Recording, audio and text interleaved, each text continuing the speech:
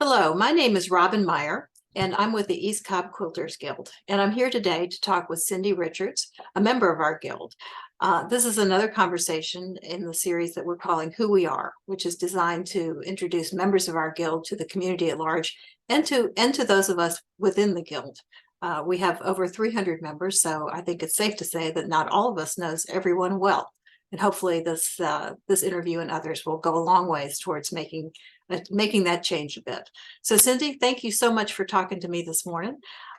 Would you start us off by just telling us a little bit about how you started quilting in the first place? Oh boy. So I always have done needlework. I started sewing when I was about 8 or 9, making pillows and stuff. And of course, when we were younger, it was cheaper to make our own clothing than to buy it commercially. And so we had a lot of scraps at my house. And when I was a senior in high school, it was the year 1974, 75. I decided to make a quilt. So I cut up little squares, and the fabric was acetate and denim and flannel and all sorts of things that I put into one. I made, 4-inch squares. And so that's kind of the first thing. In the 80s. I did cross stitch, but I had always done needlework, and in junior high I did beadwork, and um, we had home ec, so I learned embroidery. So just the kind of the basic sewing skills. But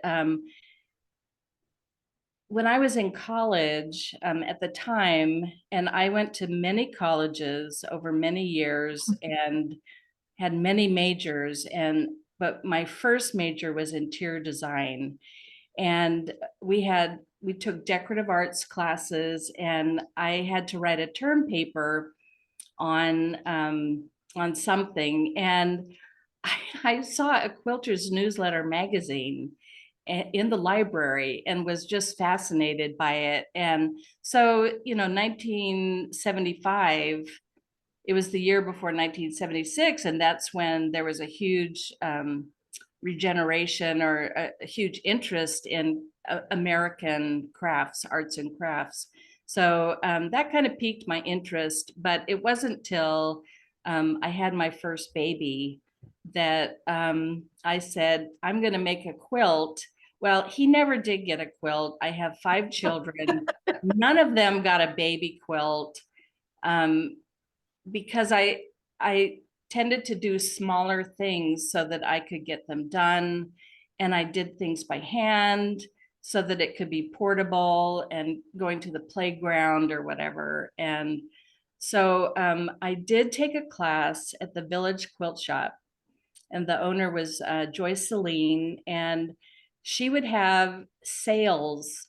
Like she was a nurse, and she was used to weird hours, so she would have these sales at super early in the morning. So This we is would line the up. one in Stone Mountain. The one in Stone Stone Mountain, Mountain. yeah. And it was very competitive. And anyway, so I was interested in applique, and I took a class, and then I saw like a Baltimore album class, and I took that for a year. But so some of my I think I have 2 first quilts, because one is like an applique wall hanging, and then the other, I had a friend who taught me how to rotary cut. And we had another friend who was, I guess, kind of depressed or whatever. And my other friend said, let's make a quilt for her. So she taught me how to rotary cut, and I was amazed at how fast it went because my applique was so slow. But that first applique piece, of course, you spend a lot of time and effort. And growing up sewing, um, I would enter like I was in 4-H, and I would enter like jamboree, and I would get awards for, like, I got a grand champion for a dress that I made. And my sisters, I'm one of 5 girls, my sisters also would enter in cooking or sewing, and my older sister and I got ribbons. And so I'm not a very competitive person, but when it came to things like that, I liked entering and I liked, it was a big pat on the back, Right.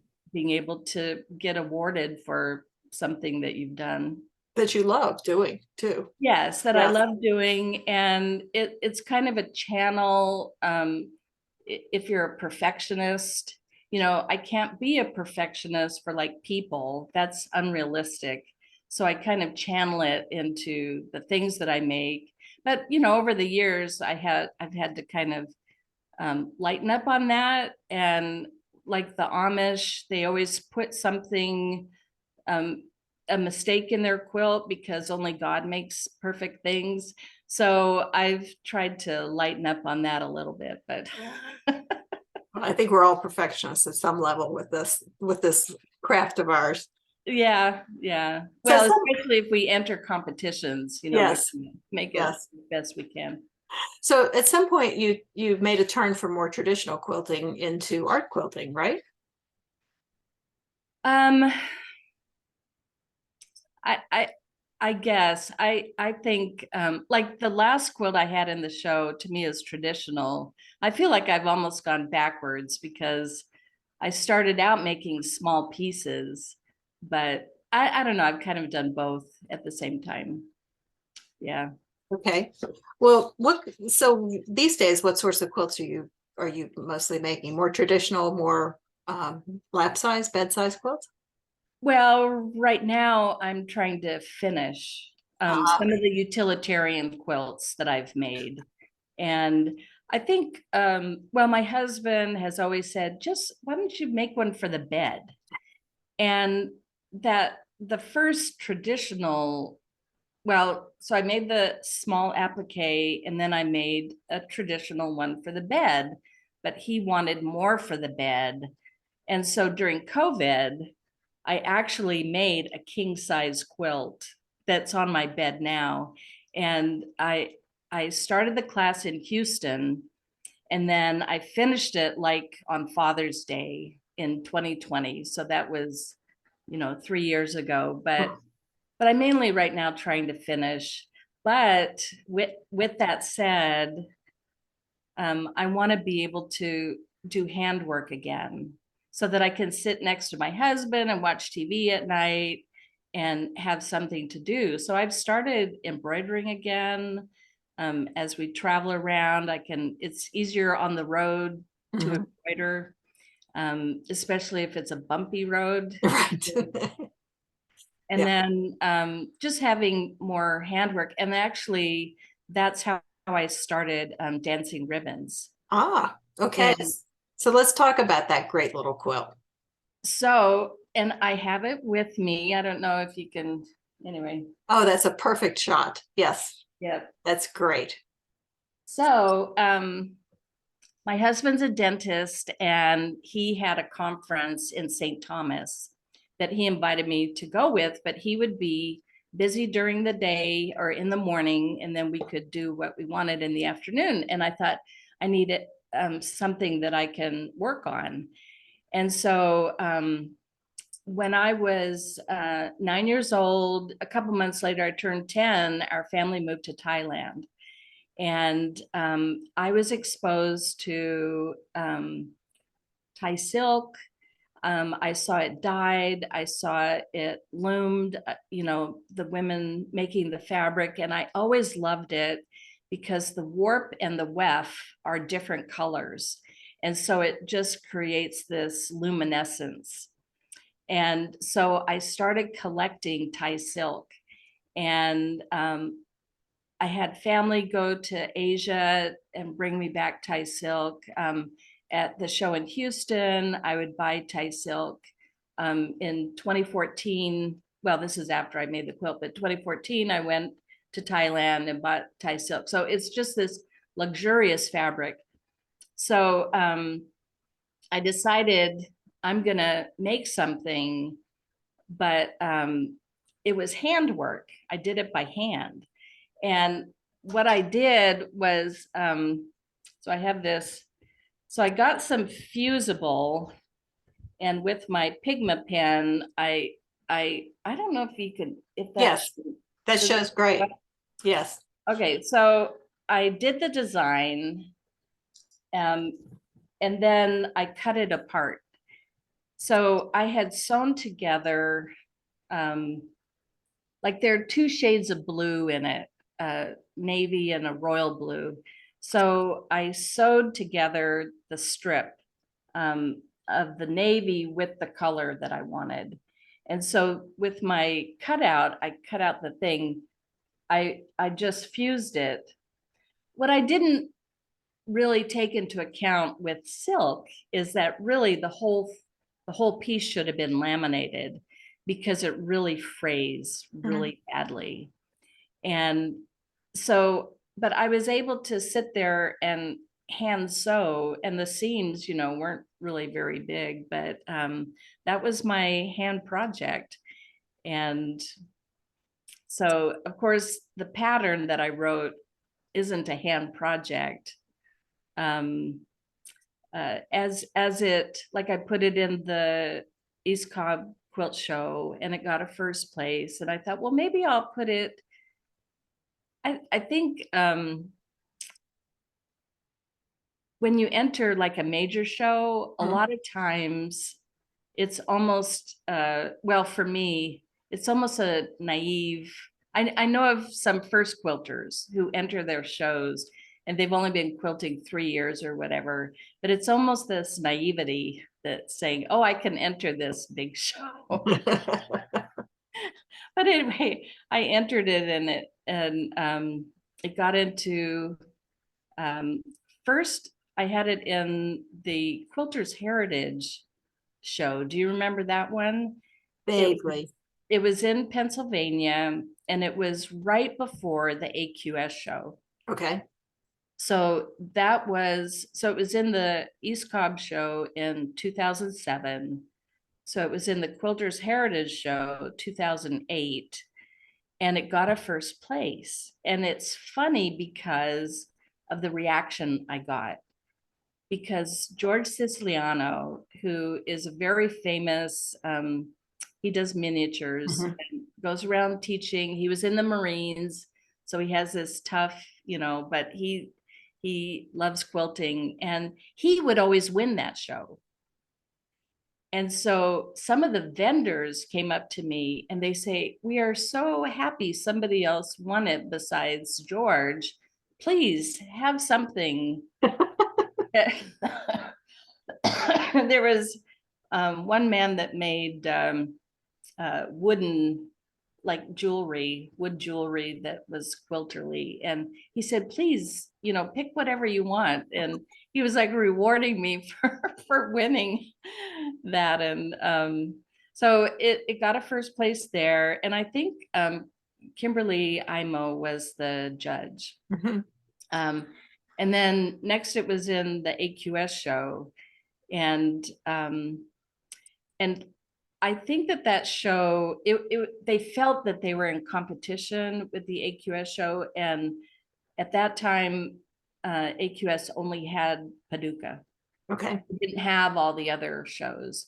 And I don't know if they ended up buying them out or what it was, but it's also interesting that George, he was from Lebanon, Pennsylvania. The show was in Lancaster.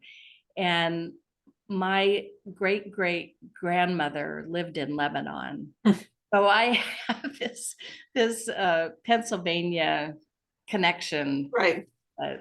Anyway, so then it was in the AQS show, and the judges, they said, well, it's kind of big for a miniature. Because I guess the other, like George's was really, really small, and so Barbara Polston, a freelance writer for AQS, called me, and she asked me to write a pattern for the magazine. And it took me about 3 months to write it. And actually, they were pretty close. They didn't really edit it that much. They did a drawing. I sent them my drawings, but they did the drawing. But I was a little disappointed it wasn't in the print magazine. It ended up being on their website. And they said that they would only keep it for like 3 years, but they kept it, they never took it down. I think they took it down recently, but they never took it down. And that's how it ended up being in all of those different uh, events that they had. Mhm. I think that that's how they did that. And And well, it's still up on the blog. is it? Yes, I Googled it just this morning, and Okay. the pattern and the whole uh, the whole shebang, pictures, demonstrations is all still there. Wow. You're famous into eternity. Well, I've always wanted to, you know, take the pattern and maybe try and monetize it. And I haven't quite gotten that far, but, and in the event that I want to do that, I think I'll probably ask them to take it down because, Right. I can certainly understand that. yeah. But now after AQS, didn't I believe you entered it in a small little show in Texas? Yes, the small little show, IQA, and got At a Houston. in Houston, yeah, and got a first prize in art miniature because at that time they had the two categories for miniature. And also in that time, it was one of the first shows that that the submissions had to be digital. Ah, So I kind of wonder about that, if that you know, prohibited some people from being able to enter. But I, you oh, know, booey. I yeah, wouldn't be thinking that one little bit. You're yeah. smart enough to quilt. I think you're smart enough to take a picture and send it in. So I think I wouldn't worry about that one little bit. So so what did it feel like to get a blue ribbon at Houston? Were you there for the awards ceremony? Yes, and the award ceremony, I'm sure you've been, that it's like the Academy Awards of quilting, you know, and so I got dressed up and so they called you at that time, they called you to tell you you were going to get an award. And um, I think that I'm not extremely emotional and I don't really get excited very easily. But when they called me and told me that, I was so excited. I just had that nervous energy. And so I'm sitting there and they show like the honorable mentions, they show second place. But when they showed the second place, I knew that I had gotten the first place because I was the only one left. And it was thrilling. It was just thrilling. So And you got to walk up on the stage and get the ribbon, you get the ribbon, they hand you a check, and and your knees are knocking, right? um Or were you cool as a cucumber? no, I was just excited to be there because I speak publicly a lot, and so and it doesn't bother me. Mhm. I don't know. I grew up being in plays and performing, and no, that it didn't bother me. Well, I was good. just excited Yeah. and thrilled to be there. And then you have the opportunity during the show to stand next to your quilt. And so when I was free, because when I go there, I tend to take a lot of classes and fill up my time like that. And so it was a lot of fun, you know, pointing out things and people asking questions and things like that. And Yeah. being a little bit of the star of the show. I can just imagine how much fun that is. Yeah, it's super fun. That's great. That's Yeah. great. So how did you find the East Cobb Quilters Guild? Um, I my husband had just graduated from dental school, and um, I think I may have seen something in Quilters Newsletter magazine about a show. Oh, I think I went to a show in, it may have been, let me think. Um, I'm thinking the early 90s, but yeah, I went to a show. It was not at where we have it now. Mhm. It was at the church. It was at Okay. St. Anne's, and I met someone. And a part of the quilters newsletter thing is that once he graduated and we had a little bit of money, I got a subscription. That was like my present to myself for him graduating, Right. is getting a subscription to Quilters Newsletter magazine. And don't you miss it? Well, I I do. I Anyway. do, but I had stopped subscribing like probably a year before it ended. Mm. So I must not have missed it that much. Okay. One magazine I really miss is the Machine Quilting magazine. Yes. Yeah. I really liked that one because it addressed something that at a lot of the shows, the judges said needs more quilting. And Right. so it really got into that. And, as time has gone on, like one of the last ribbons I won at the East Cobb was for machine quilting. Mm. And that quilt was a photograph that I had taken in Thailand of a bee with a lotus flower. And I had it printed, on fabric at Spoonflower, and then just quilted it to death. And I wanted to experiment with different textures. Excuse me, let me.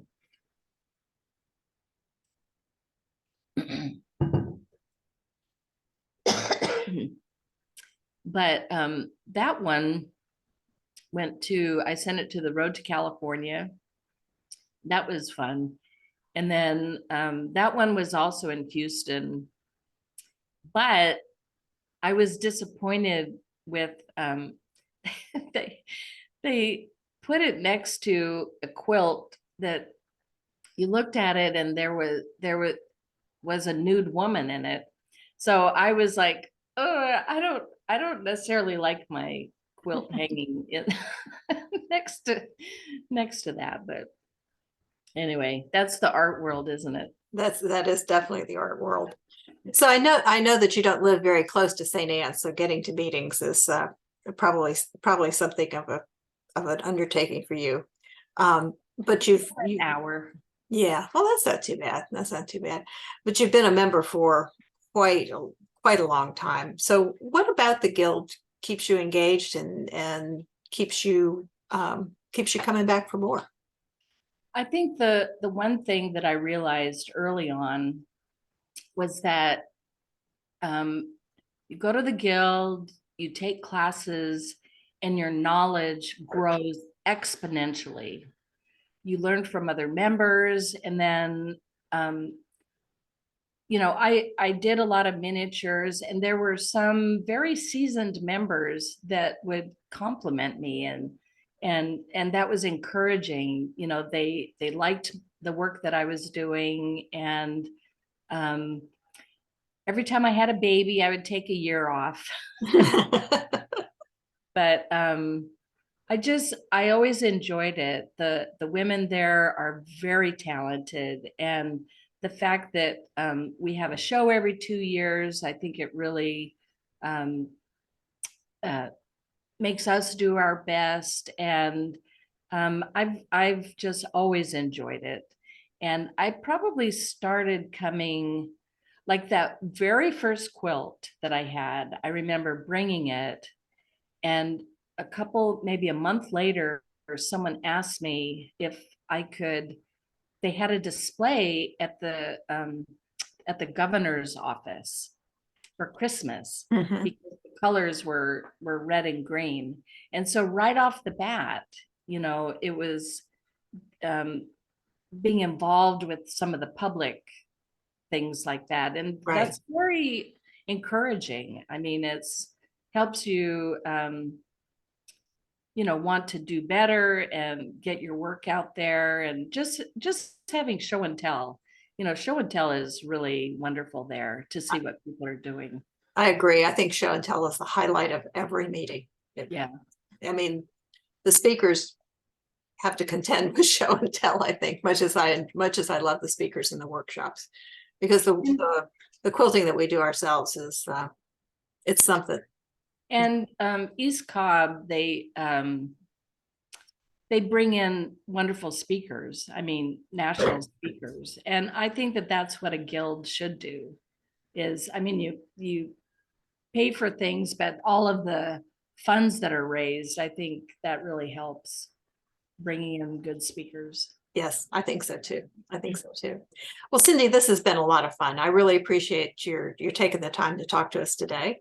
And we're going to be virtual for our Friday meeting this month, but I hope to see you next time. Okay, sounds good. Okay, Thank thanks you. so much. Thank you.